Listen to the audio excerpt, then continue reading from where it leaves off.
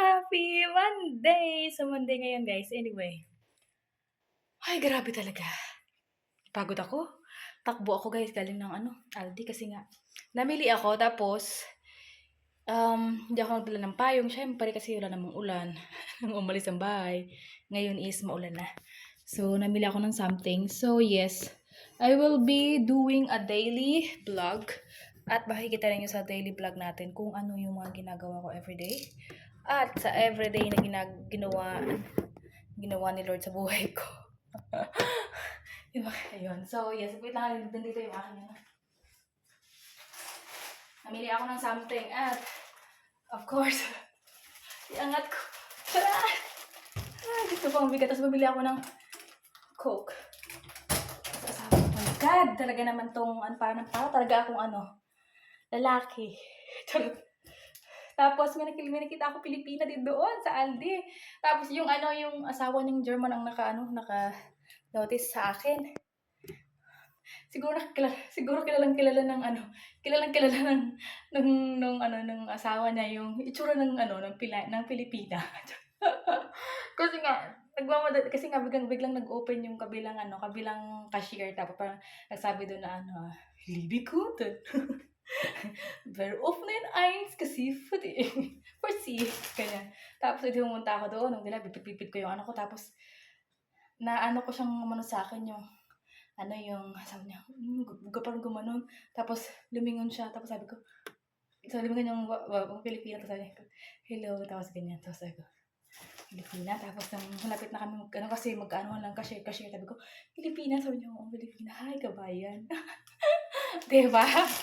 Na pa ng yung asawa niya nakilala. So bumili ako ng flash salad kasi sa asawa ko gagawin ko siya guys ng ang dami kong sinasabi. Gagawin ko siya ng potato salad. Magluto pa ako. My God. Ganito ang buhay ng may asawa guys. Talagang busy. Ayan, bumili ako ng ganito guys. Masarap itong kape. Napaka-busy. Wala yung aking asawa kasi nga pumunta siya doon saan. Bumili ako nito kasi ito yung pang partner niya. Bumili ako nito tinapay kasi pang ang bawang ko sa school. Tapos bumili ako ng mayonnaise. Tama na yung nabili ko. Salad cream. Tapos saging. Tapos patatas. Ito lang yung patatas binili ko, maliit yung konti lang kasi yun lang yung ko. Tapos maliit na Coke, diba? Napakaraming Coke. Oh my God. Charot. Ayan. So, yun lang, guys, ang napamili ko ngayon. So, magpe-prepare na ako nung lutuin kong salad sa asawa ko. Tapos, ako naman, guys, is magluluto ako ng munggo. Ay, magluluto ako ng munggo. Na-miss ko yung munggo. Oopsie. Magbabalat ako dito ng patatas. Ito ilalagay sa kabila. Tapos, magpapakulo ako ng munggo. Wait, kuha tayong munggo guys. Yung munggo ako nabili, diba? Sa China store. Gusto mo magluto ng munggo kahit na Lunes na yun. Alam ko, pag Friday lang to. Sure. Isang taka lang siguro. Ano ba yung dadaan? Isang taka lang. Dadami naman yan eh. Tama naman.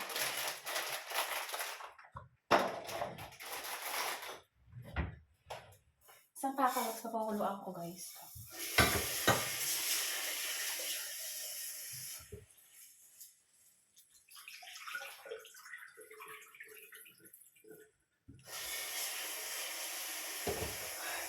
Hiningal ako.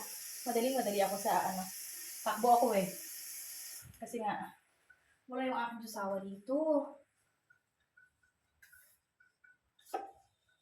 Dito ko muna ilagay para wala akong kasamang mamili. Kaya wala tayong choice. Hindi ang tayo mamili kasi pagkadating nun, sarado na. So, ganito ang buhay ko dito. Tagapamalengke. Ito ang buhay may asawa.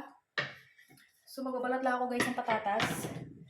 Ito ang legit Legit na buhay ng may asawa. So, gusto niyo pa bang mag-asawa? gusto niyo pa bang mag-asawa, ha? Kasi, talaga mabibisi kayo. Hindi madali ang buhay.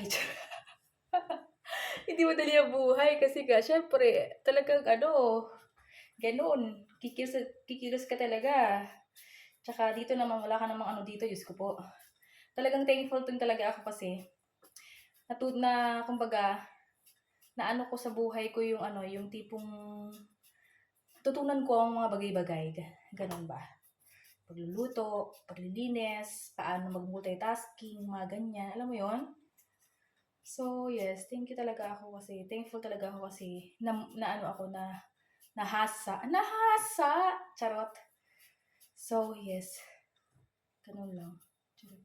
Hindi ko nakita, may bago pala akong kaibigan guys, siya, sa ibang lahi din, ibang lahi siya, taga, saan yun? Taga, naman siya, Mexico, Brazil. Taga Brazil siya. Nakilala ko. Pero matagal siya dito. 10 years na siya dito.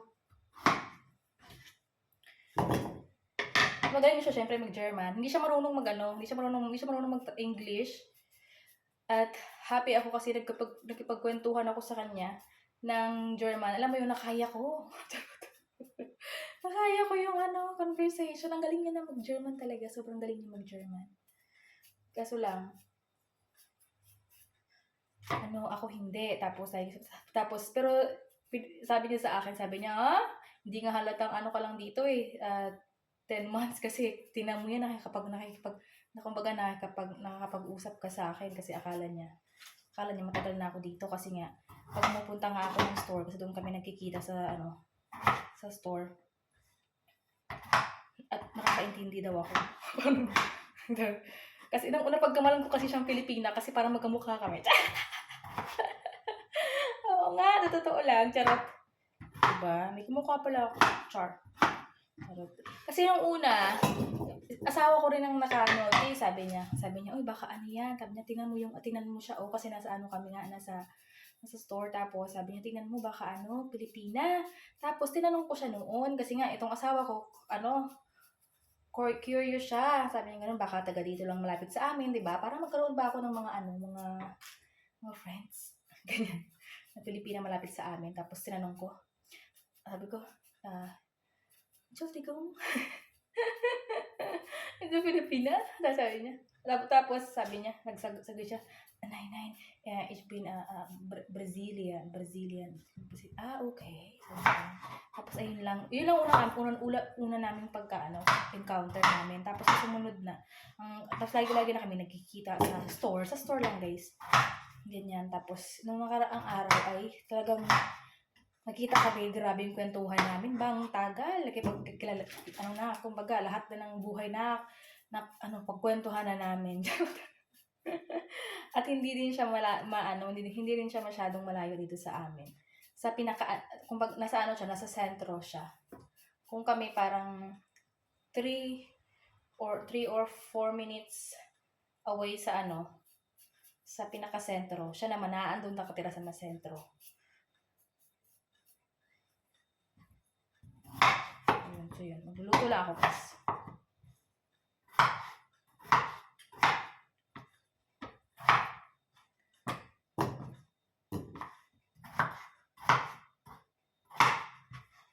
Alam niyo ba bakit gagawin ko ng salad yung asawa ko? Kasi alam niyo guys, yung salad ko, ako lang ang kumain nun. Hindi talaga siya kumain. Kahit anong patikim ko sa kanya guys, hindi talaga siya kumain. Yung matamis lang ang tinikman niya, pero yung chicken hindi talaga niya tinikman kahit anong gawin ko sa kanya. Ayaw talaga niya. Ganon, so yun.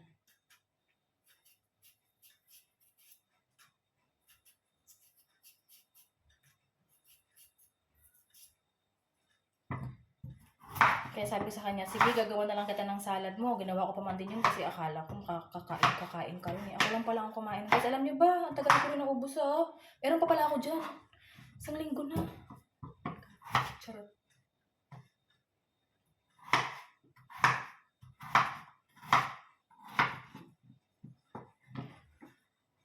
Kasama kasi yung asawa ko tsaka yung ano, kaibigan niya ni pinuntahan silang sadya. Charot.